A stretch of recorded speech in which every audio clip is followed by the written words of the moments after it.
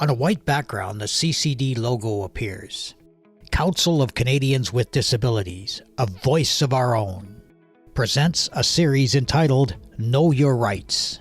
The title disappears and the scene shifts to two women seated in a library in front of a rack of books. Join us now for a conversation between Yvonne Peters, a retired human rights lawyer and co-chair of the CCD Disability Justice Litigation Initiative, and Deborah Patterson, theater, arts, and disability justice advocate. New title appears, Using My Rights. So what do I do if I think I'm being discriminated against? First of all, think about what has happened to you. Why do you feel you've been discriminated against? Sometimes discrimination can be very direct.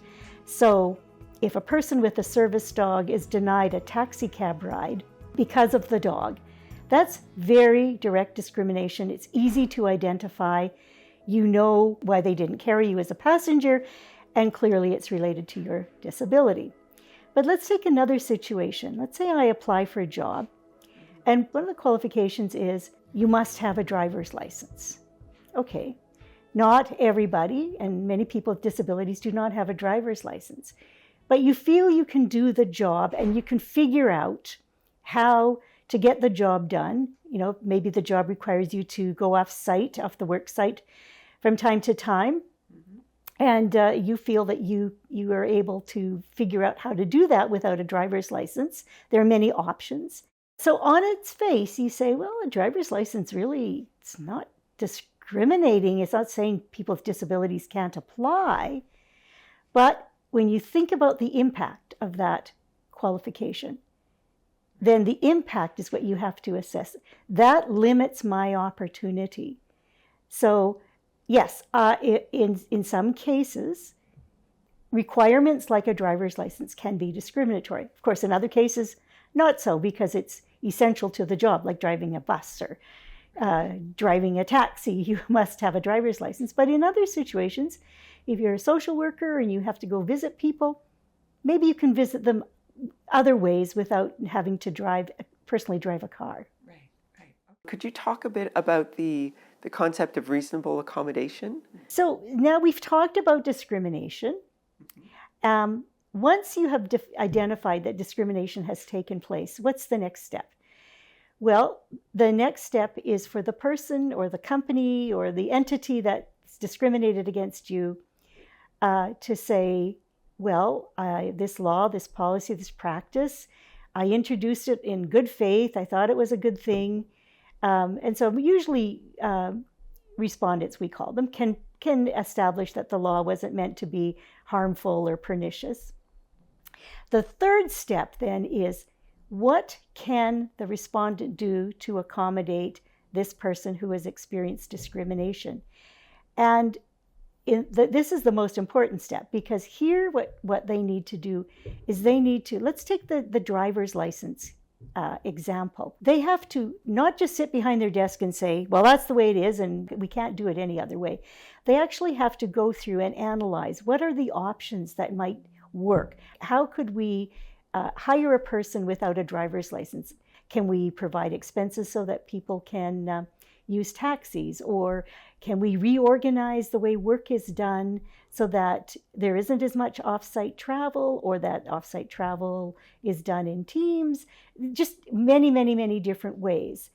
So just looking at, and they have to actually make a concerted effort to look at all the options.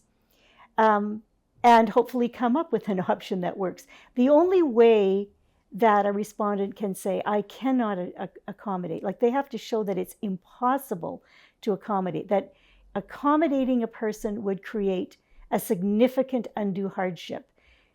That is a sort of a term that is, under interpretation depending on the circumstances, but undue hardship generally means impossibility. And you have to show on clear, objective, concrete evidence that there is no way that you can accommodate a person who has been discriminated against.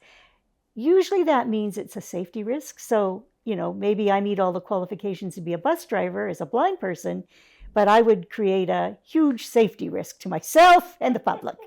So obviously that would be an undue hardship, and that's a little extreme, but just to show you that you really have to show that it would be a significant hardship. Expense can be one as well, but there are some big, like a big bank or whatever, like the expenses would really, the cost would have to be so disruptive that the bank couldn't, operate or would affect its service. So accommodation, it's a 3-step test, and it has to be based on objective criteria, and you actually have to make an effort. That's really what it's all about. So to summarize, there are a number of Canadian court decisions that define disability discrimination and that set out the steps that must be taken to remove barriers and to accommodate the rights of people with disabilities. End credits appear over a white background. Know Your Rights. A conversation between Yvonne Peters and Debbie Patterson. Series producers Yvonne Peters, Debbie Patterson, April Dobbin, and Heather Walkus. Videographer Leif Norman. Audio description Corey Stuvey. Closed captioning Nettle Media. ASL Sign Language Interpretation. Editing and post-production Eric Nettle. Funded with support from the Canadian Bar Association. Law for the Future Fund. Their logo appears. The CCD logo appears again. Copyright CCD 2024, all rights reserved, Fade to Black.